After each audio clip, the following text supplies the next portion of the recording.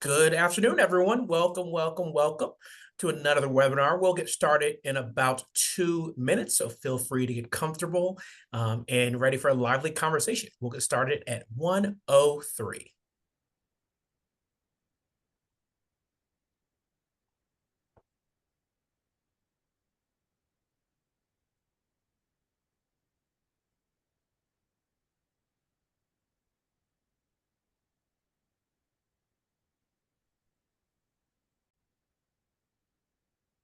Good afternoon officially. And thank you all for joining us for the Hunt Institute October. Time flies. You October were is close. and I was close. I'd get us there eventually. It's the fall. It's beautiful. It's wonderful. But the hurricanes are throwing off my sense of time here. Our October's Race and Education webinar, which we're thrilled to focus and center on celebrating Hispanic heritage and really focus on how we can build a path to the future in education. So as you may have known, if this isn't your first webinar, if you come back, you know this, but if you're new to the Hunt Institute and our webinars, we are committed to having open and honest conversations, not only about race, but also culture and things that are embedded in and impact all education systems and our students, most importantly. The Race and Education webinar series is an important opportunity to provide access to great people like you'll meet today and organizations that are committed to improving educational outcomes for marginalized and historically underserved populations. And so for today, we want to focus on the Latino community as one of the fastest growing populations, if not the fastest growing population in the country. It's imperative that we also learn, understand, and share the value of these educators in the field. And excited today to join some experts as we discuss not only the rich history of Latino educators in our country, but also chart a path forward as we look to diversify the educated workforce for a important population of folks and that are and again that are look our student population. We understand that we need to make sure the education sector mirrors the students in our student populations. So without further ado, I just want to thank you all for taking the next hour or so for being here with us today. And it is my distinct pleasure to introduce our moderator, Dr. Nancy Gutierrez. So she is the president and lead executive officer of the Leadership Academy, which is an extraordinary nonprofit that supports and develops culturally responsive school and school system leaders to create the conditions necessary for students to thrive. And they're a nationally recognized organization that has supported educators across 49 states and 430 school districts. I'll let you soak those numbers in for a second. State as well as state education departments and education organization. Nancy has been named one of the cities and states 100 most influential educating leaders in New York in 2020, is also a 2019 Pahara Aspen Education Fellow and distinguished alumna of San Jose State University in 2030. And she humbly serves on the board of the Hunt Institute, as well as Brightbeam, the Neurodiversity Alliance, and the board chair of EdLock, or Education Leaders of Color. And Nancy's career is truly inspirational to me, and most of you, everyone who hear this. She began her career as a teacher and a principal in a predominantly Mexican American home community in East San Jose. She was a founding principal there of Renaissance Academy, a small new school of choice, and eventually a California Distinguished and Gold Ribbon School. And so for her to come full circle to take charge and lead in her community is truly inspirational. She's also successfully led an effort to turn around the district's lowest performing comprehensive middle school, located only 2 blocks away from her childhood home, and the middle school that her mother, her aunts, and her uncles actually attended.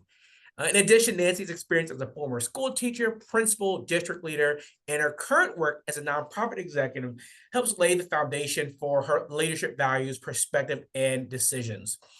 And Nancy's also the author of two incredible and really timely books. One, Stay Prevails, which she co-authored, is really focused on students of color not needing to lead their communities to succeed. And we'll make sure to link these in the chat throughout the webinar as well, because they're certainly a must read.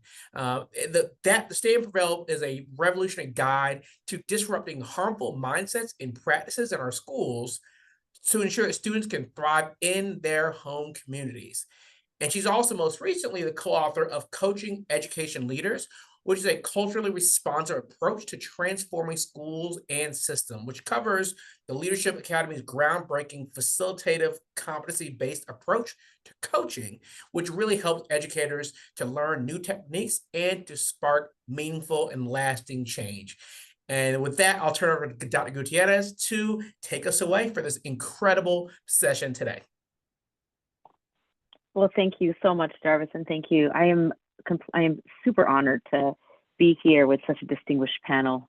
And I have to just say that it is an honor to serve on the Hunt Institute board. And really thank you for asking the three of us. You'll get to meet my distinguished panelists momentarily, but asking the three of us to come together the final day of Latinx History and Heritage Month. I'm using the term Latinx. You might hear others use different terms. That could be an entirely other webinar that we could have around terminology and our preferences and why we use what we use and why we stand by language as an important tool for really understanding each other. You know, we are not a monolith as a Latinx community, but we certainly share a rich journey, a rich history, a rich heritage that we'll talk about today. And specifically, we're going to talk about diversifying the pipeline. Jarvis mentioned this, you know, about 25% of current school children are Latinx, and will be a third of the population by 2050. And we have two extraordinarily brilliant leaders, teachers here today who work specifically on this. I should say that the thing I'm most proud of in life, in my career, is that I came home to my community to serve as a teacher and as a school principal. And so you hear a lot of pride. And the Leadership Academy, which I've now been the LEO, not CEO, because we dropped chief in honor of our Indigenous communities for the past 5 years. We were born 20 years ago to diversify the principal pipeline, to make sure it was more diverse and had more women in leadership roles. Now, for the most important part, which is our distinguished panelists, I'll start with Dr. Rudy Ruiz. Now, you are the founder, and whatever I missed, Rudy, just jump right in as you begin and fill in those holes, because both of these distinguishes have such an extraordinary bio, and I certainly don't want to read every line, and I'll let you guys add where I miss. But you are the CEO of Edifying Teachers, and you are also a member of Education Leaders of Color, which Jarvis mentioned, where I serve as the board chair. You have been a successful classroom teacher. You have been a school district leader, and you are also a graduate. You have your doctorate from Johns Hopkins, and you are now a professor there, an adjunct professor. What I loved about your bio, as I was reading through it, it says you are known for helping communities around the country better collaborate to achieve collective impact. I love that. I love that you are known, that you have a brand of being supportive and helpful and bringing people together to solve common challenges. And they call you in your bio visionary but practical. I love that too. You also have been published on a range of topics. You have, and you specifically in your work today, you address teacher shortages. So we'll have you talk a little bit about that. And you are driven by the mantra, as is your organization, rehumanizing education through the power of connection. Again, loving all of the language that you use. It really draws me in. So I would love to start with you as a way of introduction before we move on to Brianna, which is, can you tell us a little bit about why educator diversity is so important to you, not only on a personal level, but on a professional level with Edifying Teachers? Absolutely, Dr. Gutierrez, thank you for the kind introduction, and thank you to the Hunt Institute for facilitating this important conversation. I'm very grateful to be a part of the conversation this afternoon, and the three of us have so much in common. And part of that, Dr. Gutierrez, is just the fact that not only did we both go out to California for undergrad, but also didn't aim to make it out of the hood, but to make it better. And so, like you, I came back and started actually teaching in what would have been my neighborhood public high school. And so I was very motivated, feeling that I could be a great role model for the young people from my neighborhood. But I was disappointed and surprised and really motivated to make sure that the mentorship that I was hoping to get as a new teacher, as a young teacher, that was missing, almost 25 years ago, is still lacking today. And so that's really been what's been a driving factor for me and our work in edifying teachers. And so we try to make sure that teachers really now at every stage, and even aspiring teachers, young people, as early as high school and college, are encouraged to consider teaching pathways. We know it's so important for our young people to have role models that can inspire and support them and can understand the backgrounds that they come from. And so I think, again, in terms of the things that we have in common, my mother's maiden name is actually Morales. And so like Brianna, I actually grew up in the Midwest. And so I grew up in Milwaukee, Wisconsin. I've got my photo here of my four grandparents who moved up from Texas and Mexico almost 100 years ago. And so my only other prop this afternoon is this book here. It's called Mexicans in the Midwest, 1900 to 1932. So our family, is part of what they call Los Primeros, who came up from Texas and Mexico all those years ago. And we know that, like you said, Dr. Gutierrez, we're not a monolith. So we have so many different stories from so many different countries. My undergraduate degree was actually in linguistics. And so that's part of the reason for it. Like you said, some of that language, we know our language is very important. But each of us, each of these generations, each of these communities has a different linguistic identity. So that's a big part of how we talk about the fact that while we are Latinos, while we are Hispanic, we have a lot of differences as well. We want to make sure that each educator has the support that they need to feel a sense of belonging so that they can extend that sense of belonging to their students. Thank you, Dr. Ruiz. And I hope it's okay that I call you Rudy, and please feel free to call me Nancy. And now for our 2023 Illinois Teacher of the Year. I feel very proud, Brianna. I know we were just meeting, but I mean, I think that's part of this conversation, is that how do we lift each other up, continue to do that, both near and far. And so I do feel great pride in saying that you are our 2023 Teacher of the Year in Illinois. And you're also a freedom fighter. You call yourself a freedom fighter for students in alternative education. And we'd love to hear more about that, what that means to you. And you say here that you have spent majority of your career alongside students furthest from justice. You also talk about how you are completely dedicated to healing centered spaces for Latinx youth, as well as for other students of color. You talk about, you're also a school board member for the juvenile justice system. You are, there's so many things I could list here. You also raise money constantly for professional learning for your colleagues. Again, back to this idea of a collective, right? We do things in honor of lifting the entire collective here. You're a doctoral candidate currently. Congratulations on that. And just curious to hear a little bit from you about your experience. And I know you're joining us today from DC, where you're on this really fancy panel and doing this great work all across the country. I'm curious from you, as thinking about your own educational journey, what role did your own teachers play in your life's journey? And how does that influence how you want to show up today for your students and for the Latinx community? Yeah, thank you so much. So I think my identity plays a huge role in how I show up for my students now because of what my teachers have done for me throughout my life. So thinking about myself as a kid, I actually grew up in the northwest suburbs of Chicago, which is a very different community than the one that I teach in now. My dad is Mexican, and so growing up in the northwest suburbs, there was a lot of people who did not look like me, both my classmates and my teachers. I was what we do not lovingly call in the community a no sabo kid when I was like 5 years old.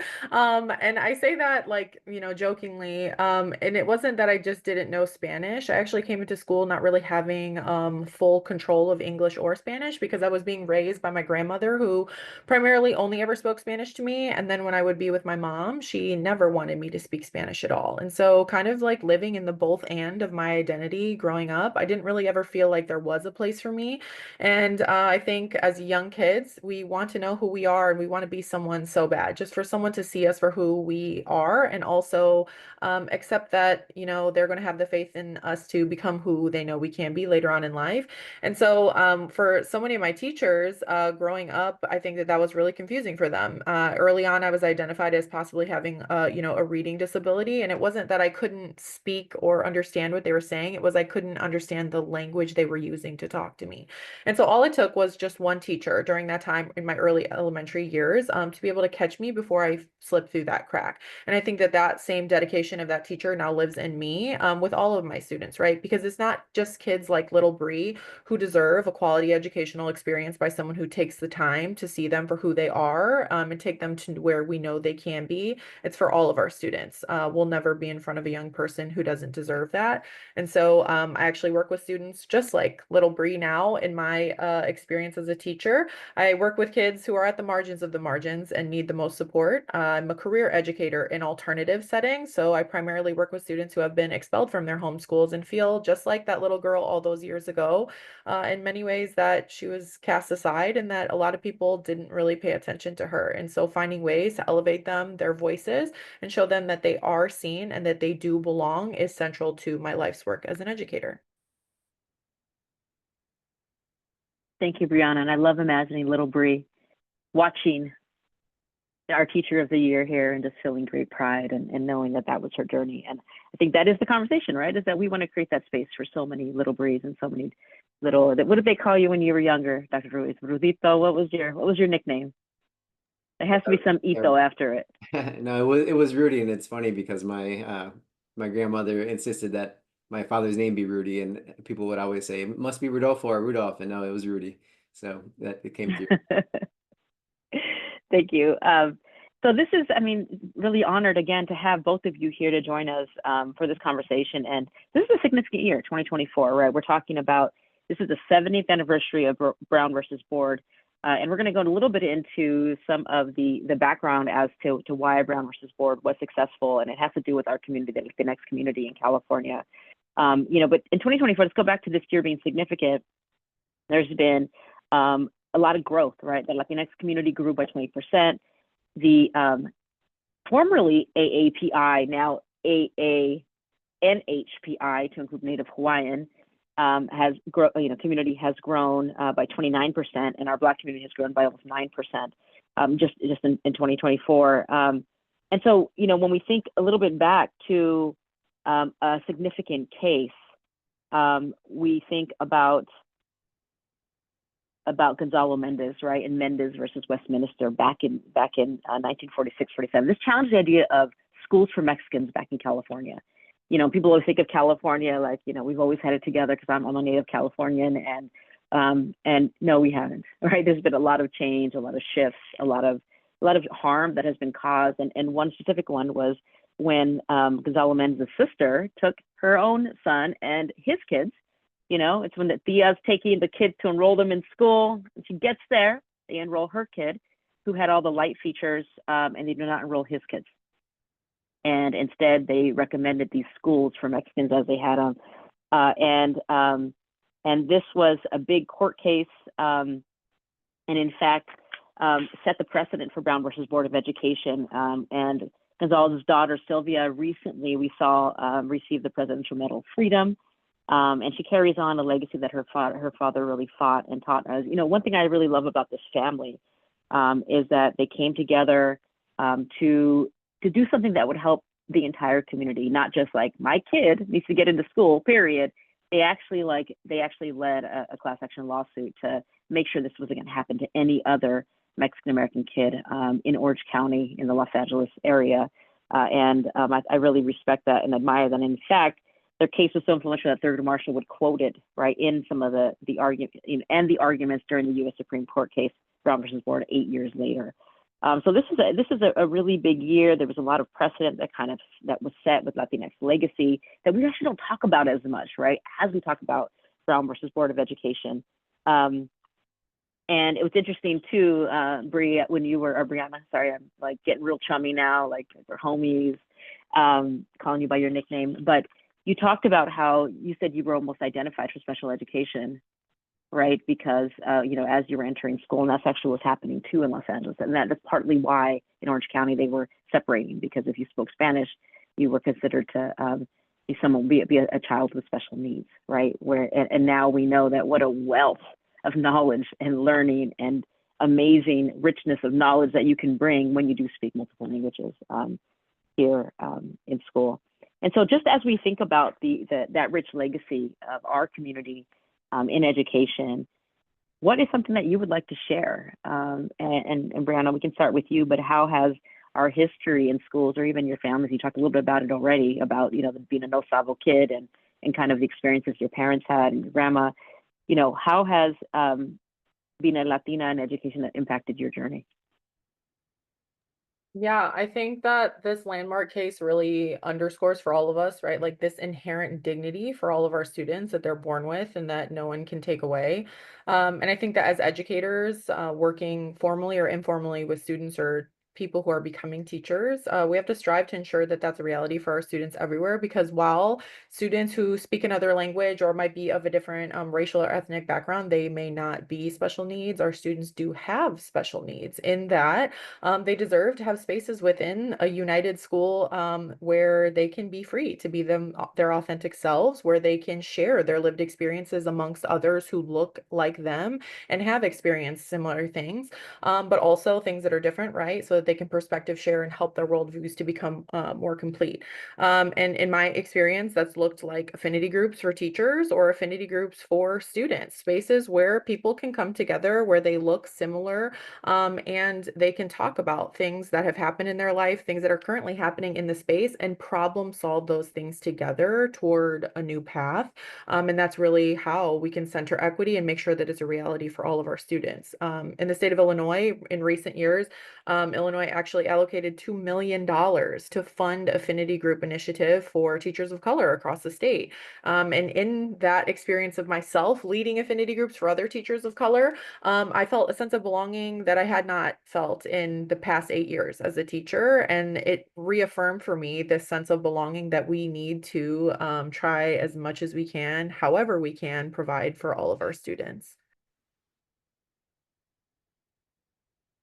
Yeah, thank you for sharing that. And it's interesting, this case took place. This is a 78th anniversary, right?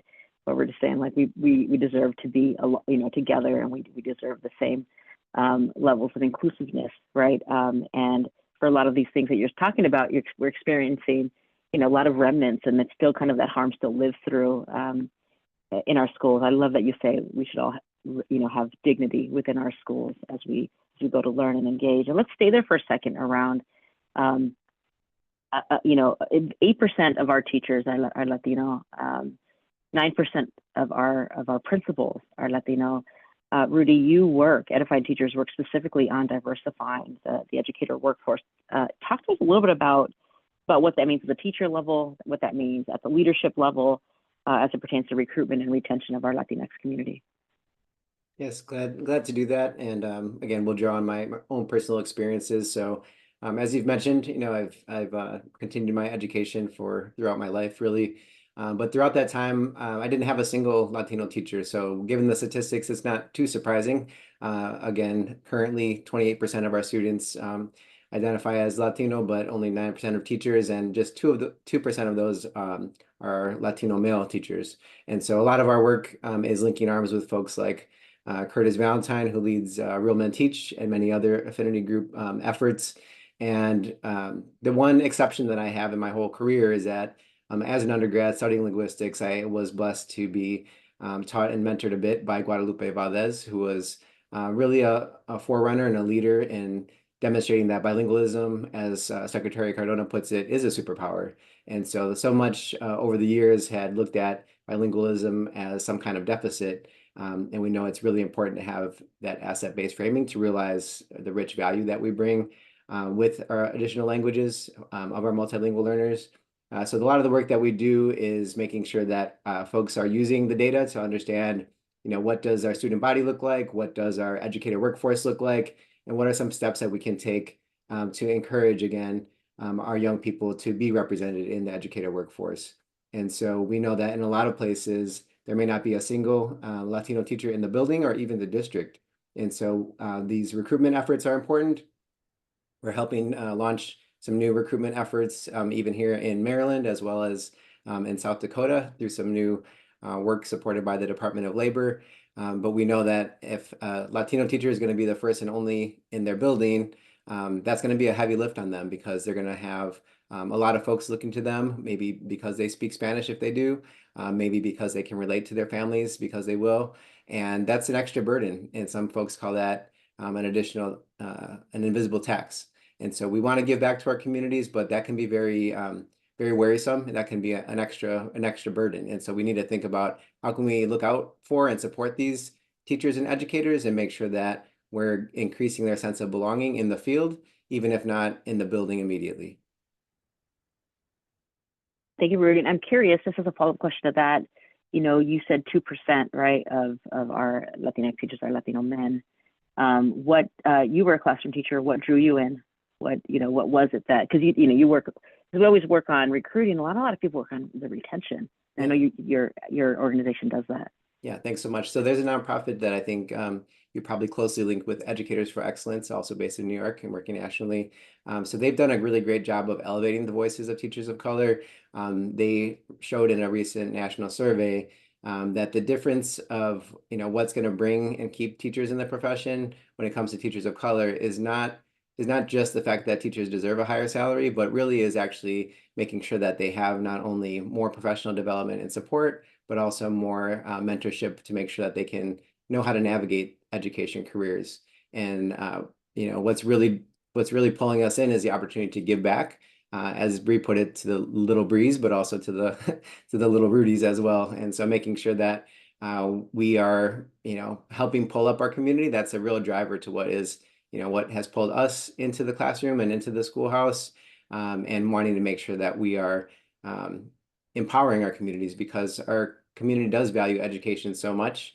My mother actually became a teacher the same year I did. So even in her mid-40s, she wanted to give back, and became an elementary teacher. And so we want to make sure that we're encouraging folks at different stages of life and different parts of the community to come in and be that change that they want to see. Thank you, Rudy. Brianna, now you also work to build the next generation of leaders and educators. What excites you about expanding the legacy of those who have come before you? Yeah, that's such a great question. And I'm surprised that neither of us have gotten super emotional on this panel yet, because that just makes me think of, right, another really heavily emotional image in my mind is we've come so far and we still have so far to go. But I do know both of us and everyone on this call, we stand on the shoulders of our ancestors, and the work that we do get to engage in today probably would have been the dreams of those who came before us, so that we're able to do it now. And so notably in my work, outside of, being teacher, I actually started a nonprofit organization dedicated to elevating the voices, power, and brilliance of girls of color in Illinois. It actually was founded in memory of one of my former students in East St. Louis, who actually tragically passed away a year and a half after she graduated from high school. And when I think about that in her life, right, our connection as teacher and student, we were so tethered together as teacher and student because of our experiences as young women of color. And so it's not just girls like Demaya, my student, and little Bree, like I shared about before, that deserve that type of sisterhood and someone cheering them on to be that representation of what they can be later on in life. It's for all of our girls. All of them deserve that. And so we actually we received generous support from Drew Barrymore when we were on her TV show. So I'll save you the clip of that. Our attendees can watch that on Google. But it was so amazing because it funded our inaugural year, where we worked with girls in high school from 6 different high schools in Chicago and East St. Louis, providing them with mentors and also taking them through positive youth development workshops in areas like confidence, competence, connection and caring, resistance, and resilience, which are central to the experiences of girls of color. Right. And so thinking about, as an educator, I truly believe that representation can be a tool that can open so many doors, that the absence of ever seeing someone who looks like us can actually trick our mind into believing will forever be shut for us. And so it's a program that I once needed as a little girl all those years ago, and maybe even just a few years ago as a teacher, never thought was possible. But for all the years that we have and will continue to serve these girls, I'm so glad that it is. And I truly do thank those in whose steps that all of us have followed in paving the way so that we could be able to do these things for students and teachers alike. Thank you, Brianna. Please don't hold back. Bring all of the stories. make it personal. This work is very personal. I know that. Now, just a couple of questions. It's like, what do we do about it, right? And just a quick reminder to those here, feel free to drop questions in the chat or in our Q&A function. You know, what's next, right? Like the so what, now what, right? And you know, one of the reasons why I love being on the board of the Hunt Institute is because it's something that really honors the legacy of Governor Hunt, right? Someone who was education focused and who really lifted and elevated education as part of his leadership. And the Hunt Institute supports visionary leadership and action across the aisle, right? And that's what I love too about it. So we're really, a lot of our audience often will be policymakers. And so when we think about policymakers, when we think about so what, now what, and we think about the needs of Latinx educators, students, families, and our own experiences, right, growing up, how can policymakers, position themselves to partner with us to create solutions, or what should policymakers be thinking about as we think about diversifying the educator pipeline? And Rudy, why don't we start with you and then move to Brianna? Thanks so much, Nancy. Yeah, we had a great opportunity last year to have a positive exchange with Governor Moore here in Maryland about that at a town hall on education.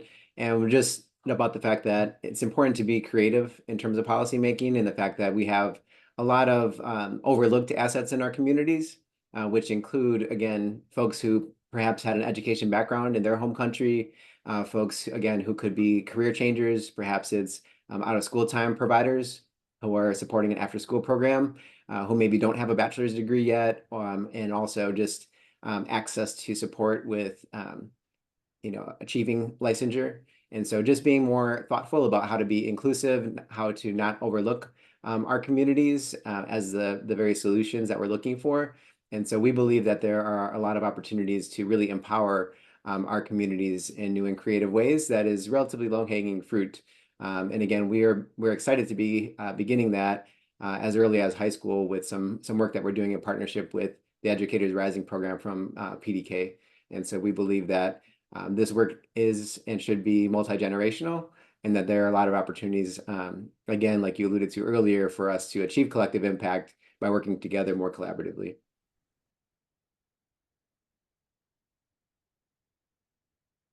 Brianna, same question. How do policymakers position themselves to support these efforts and to bring us together across the aisle? Yeah, so in my work as a teacher, I've actually been involved in a lot of state level policy in Illinois, particularly around diversity, equity, and inclusion. And I'm super happy to share that Illinois is kind of at the forefront of state policy that is really moving the needle towards equity, specifically to protect students and teachers of color from racial harassment, which, kind of relating back to what Rudy was talking about this invisible tax. That is one of the invisible taxes that educators of color and students alike are up against every single day in this profession. Sometimes coming to these hostile environments where they don't feel valued. And on top of that, a lot of these incidences of racism, harassment, microaggressions, and things of the like go unreported because a lot of stakeholders are afraid of retaliation and losing their jobs. And so in Illinois, it has actually just become a public act now that was signed into law by the governor.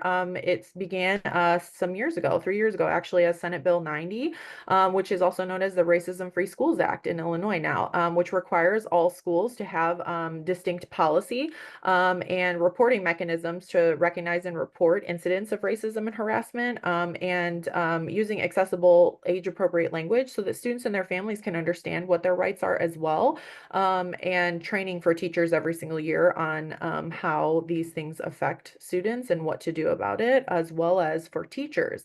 And so I think we talk a lot about recruiting more teachers of color, and that is beautiful. And I'm super excited as a adjunct professor in a teacher preparation program about all of the young people and also folks who are returning to school to become teachers. And we're passing the torch on to so many people who are very passionate about our students. But we also need to make sure that we're protecting the teachers of color that we do have, the students of color that are in front of us right now, because they can't wait for tomorrow for these equitable experiences that they so deeply deserve.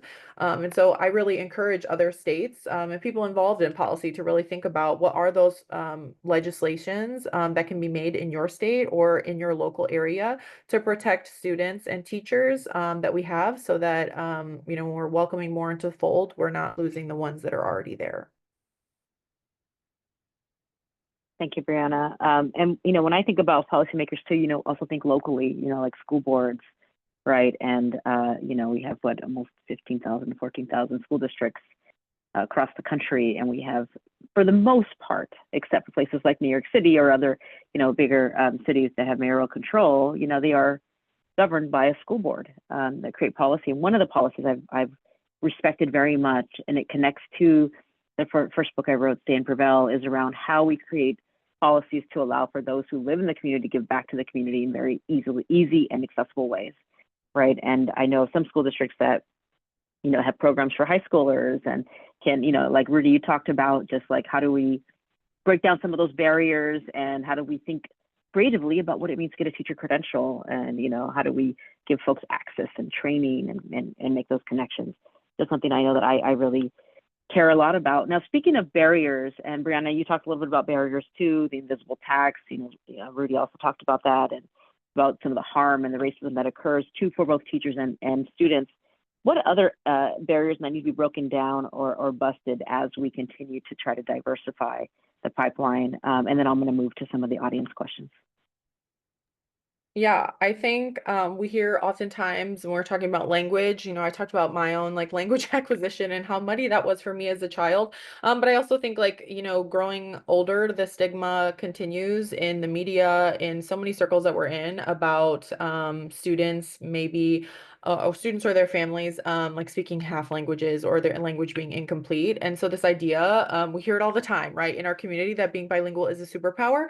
But outside of that, I think the language that we're using to talk about students being multilingual or being speakers of other languages, I think especially for early childhood learners, as a new mom, I think about this all the time, as my son will be raised to be speaking multiple languages, how oftentimes when students enter school at young ages, we're telling them all the time that they might know 500 or 1,000 words less than maybe some of their white counterparts because they don't know those words in English. And it's not that those students don't know 500 or 1,000 words compared to their friends who are of a different race. It's that they know 500 or 1,000 different words. And how beautiful that is, that our students can leverage their repertoires in both languages or multiple languages to make sense of the world in more beautiful ways, more deep ways, to be able to connect with their families, their communities, and also others. So I think as practitioners as well, the way that we talk about these things matters and impacts our students and families more deeply than we know. I love the reframing. That was dope. That was super dope. And Rudy, you're a linguistics guy, so you're probably really into it too. I think I would make the assumption. Let's move to this question here, which is just a really great question. I want to thank those in the audience who are adding questions here. But what do you think is most important to consider as we try to get more folks into the classroom? And we've kind of addressed this a little bit, but recruiting them and caring for them as they become teachers, right? That pathway. Rudy, why don't we go to you here? What might be most important to consider? Thanks, Nancy. So I did mention one component, which is the fact that we have an imbalance currently with a lot of recruitment efforts. And I think what had been largely kind of unspoken for many years is becoming more public knowledge these days, that oftentimes district HR teams are flying down to Puerto Rico to bring teachers from Puerto Rico or out to the Philippines or other parts of the world. And so a lot of energy and resources being spent on recruitment, but without adequate support and a focus on retention, we are wasting a lot of energy, and we're really not thinking about teachers as whole people. And so when we think about, again, ourselves as people of color and as communities, I think we need to shift a lot more of that attention to making sure that there is holistic support for teachers. And there's really challenges and opportunities at each stage of the pipeline. And so we're really trying to link arms with folks that are doing work at each stage of the pipeline to make sure that, again, we're encouraging young people who are interested, we're making sure we're giving them adequate financial guidance and support, and we're making sure that they have the support that they need when they're in the classroom. And so I don't think it's just one magic bullet solution, but I think that holistic community of support is what we're trying to help foster. Thank you, Rudy. I mean, I'm even thinking about, when I was a school principal, I led 2 different middle schools, and I remember being reached out by so many Latino teachers to be like, hey, can I come visit? Can see, what your leadership style is like, are you looking for people? But there was like this need and this desire, this want for connectivity, and it was a really beautiful thing to be able to provide or to have, and we need so much more of it. I mean, even for me, that's been important. I remember before becoming CEO of this organization, the Leadership Academy, I was trying to decide among a couple of different offers, and because the CEO of the Leadership Academy was Puerto Rican from the Bronx, I was like, that's my spot. I really wanted to learn from and connect to someone who had a shared experience as me, even if I am Chicana and she is Puerto Rican, right, or Boricua, she calls herself. So yeah, just thinking about how we can keep providing that, right, for others and those who provide it for us. And another thing I would say is, as we think about, to the question here, as we think about what it means to care and provide lots of support, it's capacity building, right? Like we come into these roles, we're excited, we might get great training, then all of a sudden, boom, like reality. We're there, we're in front of like 30 amazing, beautiful children who, are also, come with their own set of challenges, and it's amazing experience to teach. I did it for many years, and I had to keep building my capacity to be best in class at what I was doing, right? To understand what it meant to really serve my community in the best way I could. And so continuing to build capacity. PD is not something that's a nice to have, it's a need to have. Coaching, all of the things that we need to help people feel supported and help them, have a thought partner to solve through some of the problems or some of the issues they might be experiencing in those roles. So let's keep going. We have about 10 minutes left or so. Questions, please keep the questions coming. But I do want to ask, as we think, Brianna, Rudy, as we think about how our demographics continue to shift, right, and how the Latinx community continues to grow, how can we, we've been talking a lot about Latinx teachers, educators, leaders supporting Latinx communities, but what about everybody else, right? We are going to be the majority of students and families in our K-12 education system. What would you advise, or how do we think about preparing our larger educator workforce and community to support our community and our families? And either one of you can start first. Well, one thing I'd like to share, I've worked very closely with a lot of nonprofits over the years, but one I worked very closely with the last few years is the Latino Education Advancement Fund. And they're all about empowering Latino families to navigate their local school systems. And I think that's a really, again, untapped resource, is really empowering our families. And I think getting to know our families, getting to know our communities, and these different histories and legacies that we've been talking about is really informative and empowering and missing. And so yesterday, we kind of have done some rebranding right over the years. You may call it Indigenous Peoples Day. But when we think about how we were raised, how we were taught about, U.S. history, who were those first people that were encountered all those years ago? It was the Tainos, like you mentioned, Nancy, the Boricua, right? Like my wife is Boricua. But we don't talk about the Tainos. We don't talk about that history. And so all these missing pieces of our history, the fact that, there are perhaps more pyramids in Mexico than in Egypt. These are things that aren't spoken of enough, just the rich aspects of our various histories. And as we engage with families, as we engage with our communities and uplift these stories, it's really empowering to help others see the richness of our stories and to really embrace the potential of our young people. Rudy, I love that. And I'm thinking back about when I started to really connect with, understand Mexican American history in the United States, and what that meant for me to really feel connected to school, and that was until college for me, right? And I grew up in a predominantly Mexican American community. We were like 90%. So why didn't I know of that beautiful history? Why didn't I feel connected to the leaders and of my community? And why did I have to learn that on my own, right? Mexican American history, Latino history is American history.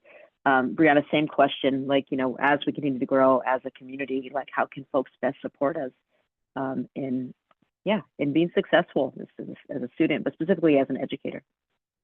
Yeah, so I think first and foremost, you were a former principal, so you can understand this perspective. It does start with leadership. Creating those psychologically safe spaces for their staff to fall forward and to engage in unlearning maybe some of the detrimental beliefs that they did have about any of their students, their families, or about the community. And engaging in those powerful learning experiences, hopefully provided by the school or the district, to be able to think about how can we, start to change our perspectives from deficit to asset based about the communities that we serve. Because you can't work with students and families that you have a negative belief about, right? The research shows it just will never work itself out of your mind if you do have those biases against students and families, and we all do. And so none of us are absolved of having biases in certain ways. And so I think we think of, the rapidly evolving, pedagogy of being culturally responsive. That's one thing, but also what are states doing to back that up as a priority, right? And so, I shared that I work on state level policy, and we recently secured $300,000 for a needs assessment training for teachers across the state of Illinois to come to virtual trainings and do kind of like a needs assessment of their communities and how they can be more culturally responsive in specific areas. And so going back to what you had shared before, Nancy, about how we are not a monolith, and just with what Rudy just said about how every community has unique stories that are central to them, our students need to see that we are dedicated and united as a front of educators who are committed to learning more about them, while also unlearning the things that maybe we have learned in our upbringing or our life about them that are not true, to really elevate the truths and the beauty of where we are, the students and families in those communities. So I think training first and foremost, and we also think about leadership as partners in that, and the prime developers of their staff, leading with integrity and examples of showing that leaders too are committed in this learning to being culturally responsive and meeting our students and families where they are. Appreciate that. Appreciate both of your responses. I'm thinking about my mom, who attended the school that I would later become the principal of, one of the schools I'd become the principal of many years later. And I remember how scared she was when I became the principal. And, I went to her and I was like, guess what? I was all excited, and she was scared, and, said, I worked so hard to keep you away from that school. And what she was speaking from was like this harm she had been caused, and not wanting her kids to experience the same. So I'm also thinking about that, like, how do you support like communities? How do you support teachers? How do you support us as Latinos? There's a difference between asking the formal, listen and learn question, of, what can we do to best support you? And, formal to really listening to real stories and being open to listening to real stories as we bring folks in about their experiences in the school system, for themselves, for their kids, what things are like, because it gives us real insight into some of the work that we have to do to recruit, to retain, and to really serve our communities. And that's just a little personal nugget that sometimes I think about a lot, right? That there's a lot of unheard stories. I want to move to, we have another great question. And okay, let's get that in. I was going to say we're going to move to the final one, but let's just get this in. It's a great question. You mentioned research, Brianna. But we are wondering here, and I think Dr. Ruiz added some here, like, are there any tests that are being developed for multilingual learners? We talked about the historical case earlier around how language was seen as a deficit, how it was seen as you need to go to a completely separate school.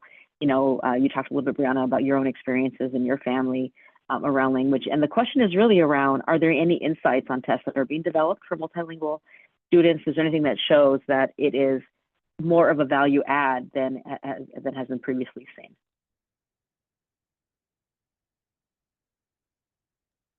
Sorry, I didn't know if Rudy was going to take that. I was reading it in the chat. Yeah, so I think that there is a expanding body of research around this same topic. It's difficult to prove, as the person who put in the comment, but I think it's also that mindset shift too that we need to engage families in, right? That your students, your families are so resilient for being able to speak multiple languages that in itself overpowers maybe the number on the score that they are receiving. And so oftentimes those conversations with families go, well, my student might not have increased as much as XYZ, the RIT score for their norm grade level or something. But when you think about that student being able to leverage their linguistic repertoire in all encompassing in one test, that score usually accounts for more than just what it's showing. So I think it's also, again, going back to how are we communicating what our students' strengths are to their families. Oftentimes for educators or administrators who don't speak those languages that our families do, that can already be a barrier to being able to explain these things. So I think working with educators who believe in that asset-based perspective as well, to help families to reframe their own thinking that your child is making progress. And just by being in that space, the resistance and the resilience of just being there and existing by speaking multiple languages is setting your child far apart from the others. Rudy, I didn't know if you had anything else to add. Yeah, I was taking a look at a couple of different state toolkits that have been shared recently. Um, None are explicitly going to give you a great direct answer, but I think my main advising and experience so far has been the states that have had Latino populations more substantial earlier on are farther along in this work in general, and those that have newer Latino populations are kind of getting caught up. And so rather than trying to reinvent the wheel, I think it makes a lot of sense to look at places like California and like Texas that have been doing this work for a while. And so I think there are some really great examples to answer that question.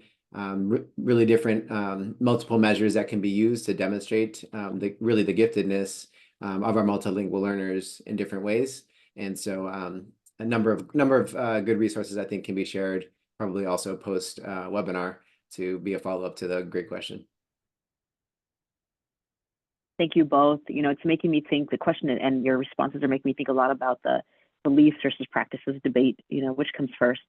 You know, same with research, right? As you're talking about, Rudy, how, you know, certain states or certain communities that are that have a growing population might not have as much information as they need to, but, you know, but truly, like, at some point you need a mixture of all of those, right? There are some people who will believe it because they believe it, they've had personal experience or they've seen it done well, and there are others who believe it because in practice they see it actually supporting our communities, our youth, in ways that they hadn't seen previously, and then they kind of shift their beliefs. And then we also have research, right, that says, like, no, this is proven. And sometimes that takes a little bit of time, and it feels like, you know, as part of this practice, you know, my response would be, you know, try to get talking points from all three angles, from beliefs, from practices, and from research. And at some point you have to become you know, what you call a guitarra vieja, you know, like the same tune over and over. You just have to become a broken record and continue to repeat and repeat and share ways, depending on who your audience is, who need to hear either the research, the beliefs, or the practices. So I'm going to move to our final question now. It's been a really, really great conversation. What leaves both of you inspired and positive about the legacy and future of Latinx, the Latinx community in education? What leaves you inspired? What leaves you motivated to keep going? And whoever wants to start can start. So tomorrow evening we'll be back on as co-hosts of Be More Ed Chat. It's on what was formerly known as Twitter, X. And so it's based in Baltimore, but really wide-reaching conversations. So earlier this summer, or in the summer, I should say, we had a great conversation that involved one of our interns who is Latina here in Maryland, an undergrad who was interested in becoming a teacher. And, you know, when we asked her, what are you most nervous about in terms of becoming a teacher, was really powerful and inspiring to hear from her. Was not, you know, low pay. It was not challenging working conditions. She said what made her nervous and what made her, you know, afraid, so to speak, was that she wouldn't do well enough by her students to give them the education that they needed. So that heart and that passion, I think, was really inspiring to hear from young people, because we hear so much in the media about how nobody wants to be a teacher and it's, you know, such a terrible thing to be a teacher. And so to hear our young people say that they want to be that change was really inspiring. Little Bree. Thank you, Rudy. Yeah, when I think about, I guess, like the future of education, I'm thinking about a lot about like my own journey that was so impacted by phenomenal educators, formal and informal, in my life, who completely changed the trajectory of my life just by being their authentic selves, that then like inspired me to be that for my own students, right? And so whether, you know, my own students become teachers or not, I think when I think of the kids that I'm in front of every single day. I think about all my teachers. They could have never known, or maybe they did, but they would never tell me that. They could have never known that all those years ago that little Bree was going to become 2023 Illinois Teacher of the Year. And it's not to say like, oh, maybe one of my students might be the 2055 Teacher of the Year. It's that we don't know who they will become. And that in itself is just so incredibly exciting and inspiring to me about the vision that, we can help them to achieve for themselves in their life simply by accepting them for who they are because we have faith in who they might one day become and staying the course with our students through all the moments of beauty and challenge that will surely come in their lives and ours as educators, because that's really what moves us forward. So I think that. Wow, that was beautiful, both of you. That was really beautiful. And we're talking a lot today, right, about diversifying the pipeline, right, making sure we have a more diverse educator workforce for our growing and more diverse student and family population. And that doesn't mean that we don't have to create spaces for cultural responsiveness for everyone who's in front of our kids today. Right, this is a both and solution. We're not talking about like only Latinos can teach Latinos. We're not saying that. I want to be really clear about that. It is a both and strategy, and even Latinos, a Latina like me, a Chicana like me, needs a culturally responsive training as well to make sure that I continue to build my capacity to serve our communities well. So I want to thank you all for that. Brianna, Rudy, thank you con todo mi corazón for coming on here, for taking the time to do this, and to to be the change you want to see in the world and to give to others the gifts of your knowledge and your expertise. And I'm passing it over to my buddy Jarvis to close us out. Thank you all so much for such an incredible conversation. Just appreciate being allowed in the space to hear and learn so much from each of you. And to really, truly, truly appreciate it. I just want to thank everyone who joined today. As promised, I'm going to put in the chat the must-read books that I mentioned from our wonderful moderator, Dr. Gutierrez, today.